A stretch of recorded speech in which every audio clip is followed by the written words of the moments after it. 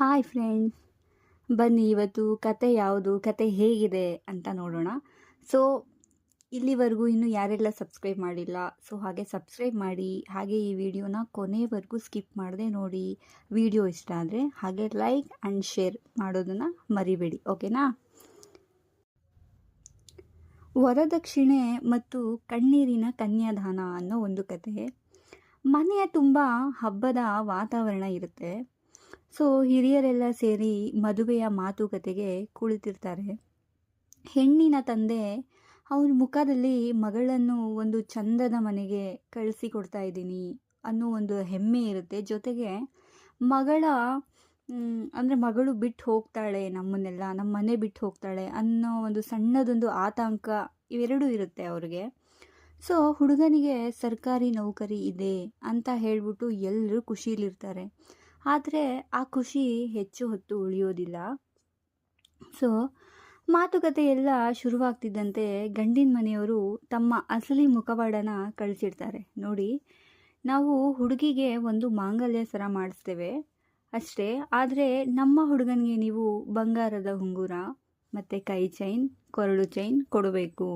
ಜೊತೆಗೆ 5 ಲಕ್ಷ ರೂಪಾಯಿ ನಗದು ಕೂಡ ಕೊಡಬೇಕು. ಮದುವೆ ಖರ್ಚು ಪೂರ್ತಿ ನಿಮ್ಮದೇ ಇರುತ್ತೆ. ಅದು ನಾವು ಹೇಳಿದ ಹಾಗೆ ಅದ್ಧೂರಿಯಾಗಿ ಮದುವೆ ಮಾಡಿ ಕೊಡಬೇಕು ಅಂತ ಅವ್ರು ಹೇಳ್ತಾರೆ. ಸೊ ಅವರು ಹೇಳಿದ ತಕ್ಷಣ ಈ ವರದಕ್ಷಿಣೆಯ ಪಟ್ಟಿ ಹೆಣ್ಣಿನ ಒಂದು ತಂದೆಯ ಎದೆಗೆ ಇರಿದಂತಾಗುತ್ತೆ. ಅಂದರೆ ಇವತ್ತಿನ ಕಾಲದಲ್ಲಿ ಒಳ್ಳೆಯ ಹೆಣ್ಣು ಸಿಕ್ಕರೆ ಸಾಕು, ಮದುವೆ ಖರ್ಚನ್ನು ನಾವೇ ನೋಡಿಕೊಂಡು ಗೌರವದಿಂದ ಕರ್ಕೊಂಡು ಹೋಗುವ ಒಂದು ಸಂಸ್ಕಾರವಂತರಿರುವಾಗ ಈ ಕುಟುಂಬ ಮಾತ್ರ ಕೇವಲ ಹಣ ಮತ್ತು ಒಡವೆಯ ಆಸೆ ಪಡ್ತಾ ಇದೆಯಲ್ಲ, ಆಸೆಗೆ ಬಿದ್ದಿದೆಯಲ್ಲ ಅಂತ ಅವರಿಗೆ ಬೇಕಾಗಿದ್ದು ತಮ್ಮ ಮಗಳಲ್ಲ, ಮಗಳ ಮನೆಯ ಆಸ್ತಿ ಮತ್ತು ಹಣ ಎಂಬ ಕಹಿ ಸತ್ಯ ಆ ತಂದೆಗೆ ತಡವಾಗಿ ಅರ್ಥವಾಗುತ್ತೆ. ಆದರೆ ಸರ್ಕಾರಿ ನೌಕರಿ ಇರುವ ಹುಡುಗ ಮಗಳು ಸುಖವಾಗಿರ್ತಾಳೆ ಎಂಬ ಹಿರಿಯರ ಒತ್ತಾಯಕ್ಕೆ ಮಣಿದು ಹಣೆ ಬರಹಕ್ಕೆ ಶರಣಾಗಿ ಎಲ್ಲದಕ್ಕೂ ಒಪ್ಕೊತಾರೆ. ದಿನಗಳು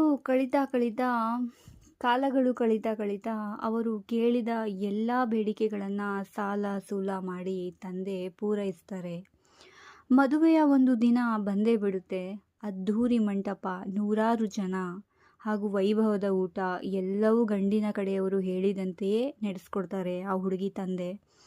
ಆದರೆ ಆ ತಂದೆಯ ಮನಸ್ಸಿನೊಳಗಿನ ಆತಂಕ ಮಾತ್ರ ಕಡಿಮೆಯಾಗಿರೋದಿಲ್ಲ.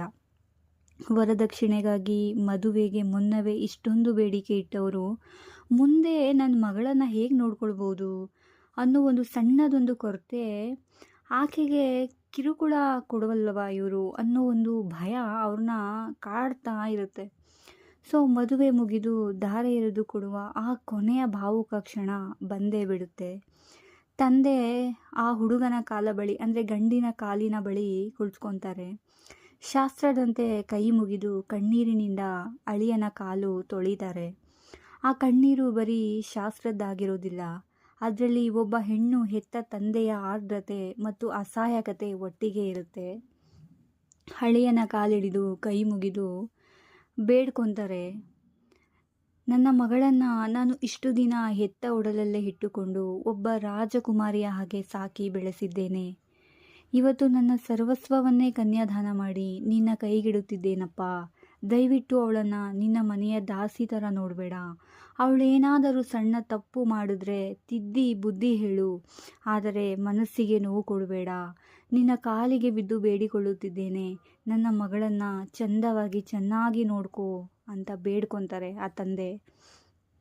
ತಂದೆಯ ಆ ಮಾತುಗಳಿಗೆ ಮಂಟಪದಲ್ಲಿದ್ದವರೆಲ್ಲರೂ ಕೂಡ ಕಣ್ಣುಗಳು ತೇವವಾಗ್ತವೆ ಅವ್ರಿಗೆಲ್ಲರಿಗೂ.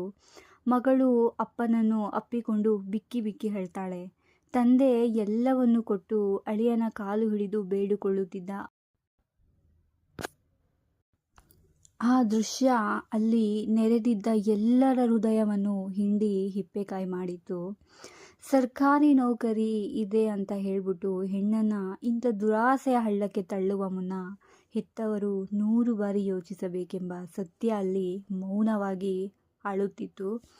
ಸೊ ಯಾರಿಗೆಲ್ಲ ಈ ಕತೆ ಇಷ್ಟ ಆಗಿದೆ, ಸೊ ಎಲ್ಲರೂ ಲೈಕ್ ಮಾಡಿ ಹಾಗೆ ಸಬ್ಸ್ಕ್ರೈಬ್ ಮಾಡಿ. ಸೊ ಮುಂದಿನ ವಿಡಿಯೋಲಿ ನಾನು